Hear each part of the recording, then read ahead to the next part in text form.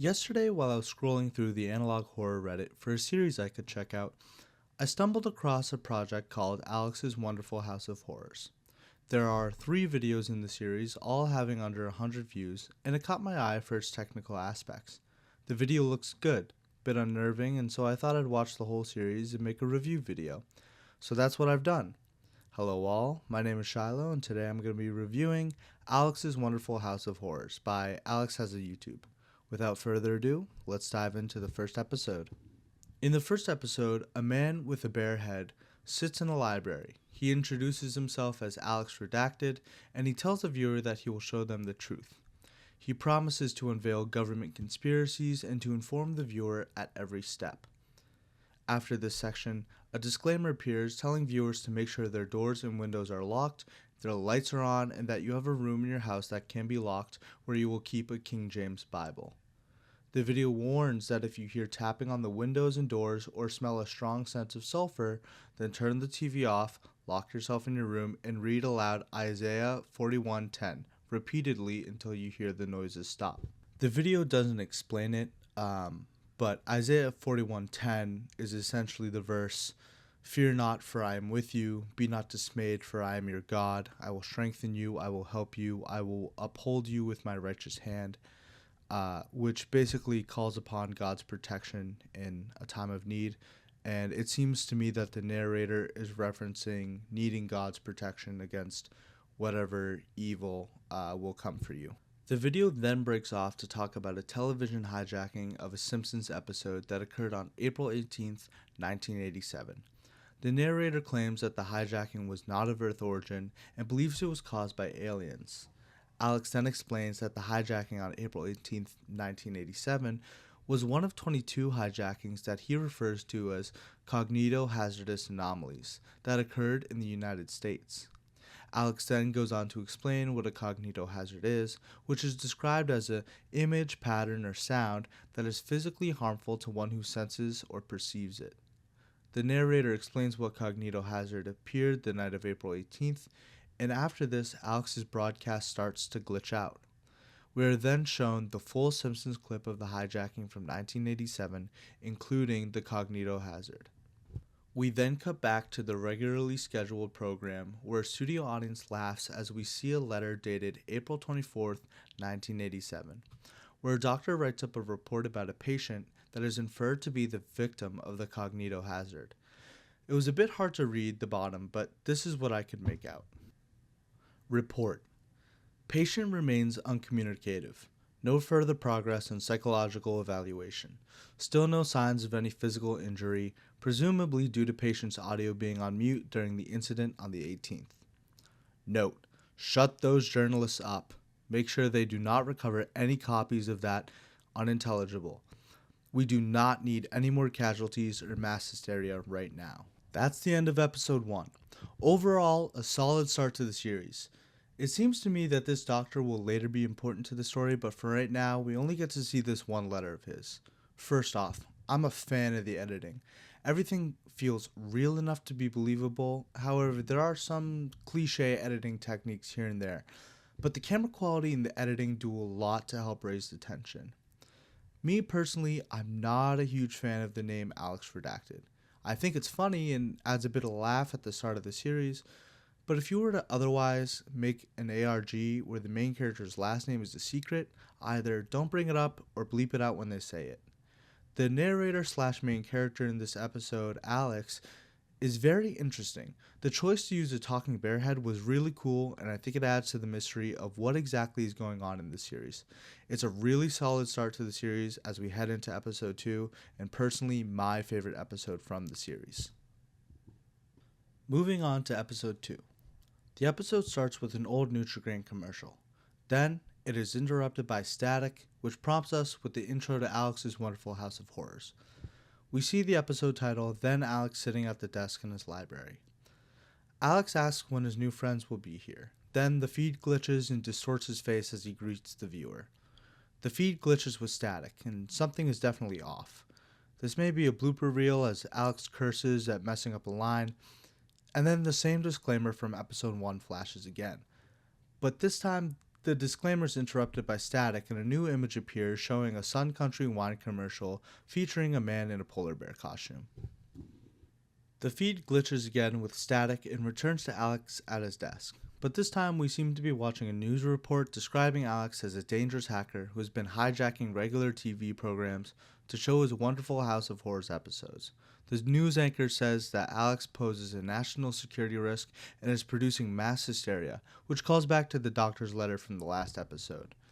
Then the news anchor shows a quote from George H.W. Bush, in which former President George H.W. Bush alleges that Alex has been the one creating these cognito hazards. However, it is revealed after the quote that the news anchor the whole time was Alex, who makes a funny remark about his alter ego being named Good Sandwiches. The episode ends with a static that cuts to a McDonald's commercial. Now, episode 2 has a lot to unpack. It is hard to tell at which points in the episode Alex is being serious and when he is being comical. For such an information-heavy episode 1, this episode seems like we walk away with more questions than answers. Again, I'll applaud the editing, as I think it works for the project. However, this episode makes my head hurt. If we are to take everything at face value, then the video plays as such. Alex is an elite television hijacker who has access to secret government information that he's been leaking to the public in hijacking since 1987. This episode and the series as a whole begins in 1989, meaning that those 22 cognito hazards referenced in episode 1 could be Alex's past hijackings in which he leaked government documents and secrets to the public which caused mass hysteria. It also means that Alex is keeping a close eye on the effects of his actions, as he was able to acquire the doctor's note explaining the health of the first victim. Episode 2 could be Alex's way of boastfully taunting the government to come after him, and referencing that they will never know his real identity because he could be anyone.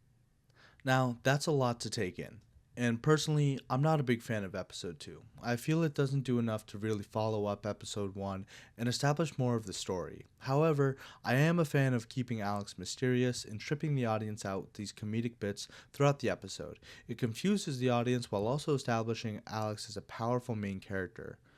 Let's see if we can learn anything else from the next episode. Episode 3 is less of an episode and more of an establishing video for what I assume will be the next arc of the story. The video takes place in 2003, 15 years later, and begins with a shot of a pamphlet for Scarlet Oak Church in Birmingham, Alabama. The music swells as we see shots of the church referenced. The video pans into the blue sky and we see the name of the church, Scarlet Oak Church, in yellow lettering. Then a logo and motto appears. The motto reads, "Growing Stronger in Faith." Then an AI voice narrates as they welcome us to the church. We are shown a soldier in full kit bearing the logo of the church on his chest as he waves to the camera. His face is blacked out, but the narrator beckons the viewer to join them on Sundays where they have mass in the woods. The video explains that Scarlet Oak is for those who want to become more spiritual. Then the video distorts, the camera zooms into something in the woods, and the narrator explains that for anyone who seeks a deeper truth, the church offers a path less traveled. Then the video ends normally with the church's logo and motto as seen before. Episode 3 is personally my least favorite of the series so far. The AI voice really takes me out of the video. While the distortion and editing techniques worked in the first 2 episodes, they don't work for me here, and plot-wise I think this is probably the weakest episode. However, while I think episode 3 is the weakest of the series, I do still think it has merit. It's obvious the creator is going deeper with their story in this episode, and I like the hints at this being tied in with what Alex is doing in the broadcast. The appearance of the soldier is a nice touch to show that something is off before we get the generally cliche ending distortion, and I like the actual shots of the church. I generally think episode 3 is not that bad. However, without context around it, it feels a bit out of place and rough. Now that I've finished watching the series, I wanted to talk about things I liked, disliked, the plot so far, and if I'd recommend that you go watch it. Right off the bat, I think the series has some serious potential. The editing, the camera work, and Alex as a character really worked to make the first episode unsettling, and that feeling really lingers into episode 2. The creator is able to set us up with information in episode 1 and deliver on some small questions in the second episode without giving us too much information. The feeling I get from watching this is definitely unnerving. It's not outright scary like the Walton Files, but it keeps you tense throughout each episode, and it's a great watch in the dark. Now for what I liked. Alex is a great character. I feel as though his story needs to be the center of our attention until it's solid enough to get a B plot.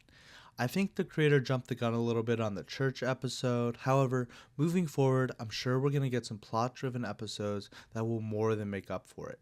I said it once and I'll say it again.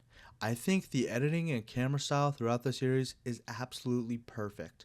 It really draws me in and keeps me wanting more throughout all 3 episodes. However, the main issue I take with the camera work is the similarity between the episodes filmed in 1989 and the episode filmed in 2003. There should be a much larger difference in camera quality between those episodes that really makes you feel as though you are in a new space. I think the series definitely has a great plot going for it, but I'm just not seeing how it all connects together. However, it's still early in the series, and I'm sure we're going to get more information going forward. Now, on to some things I didn't really like. Episode 3 overall was pretty cliche, and I think going forward the creator should avoid using AI voices, and instead ask friends or people in the community to try to voice certain characters. If you absolutely need a robotic sounding voice, maybe try to synthesize one yourself, or look for one that other creators have found helpful. I think the plot right now is also a bit lost. Either the creator setting up something that will become more apparent in later episodes, or they're just throwing episodes together loosely and haven't figured out the plot yet. I would definitely recommend the creator take their time and write down exactly how they want the story to go before making any more episodes. Fully plan out your story and how all the strings tie together. Lastly, if you do decide to watch this short series, understand that the creator takes some time between uploads, with each episode seemingly to be about a month apart in upload time. However, after speaking with the creator directly, they said that there's definitely more to come. So, if you're looking for something to binge quick, this may not be the series for you, but know that more videos will be out soon. Now, do I recommend the series? Absolutely. It takes about 10 minutes to watch all 3 episodes, and it is absolutely worth your time. Like I said before, this series has potential. And I think if the creator can get some more videos out, this series will definitely be the one to watch by the end of the summer. So, now that we're at the end of the video, how do I rate it? Well, I'm going to give Alex's House of Horrors 8 out of 10 for the first 3 episodes. But as more episodes come in, I'm sure it has the potential to be a 9 or even 10 out of 10 series.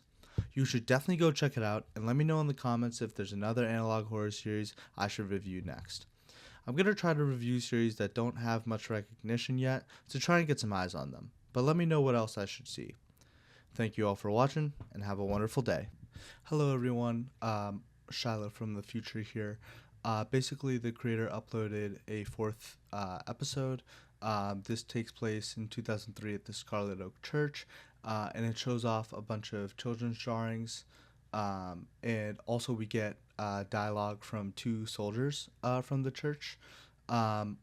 Personally, I don't think this doesn't change my rating of the series, but I like that the creator is, taking a new direction and fleshing out this next arc of the story, like I had recommended, and it's definitely worth your while to check it out. So links in the description. Please go check out all the stuff that this creator's put out. It's seriously awesome. Anyways, thank you.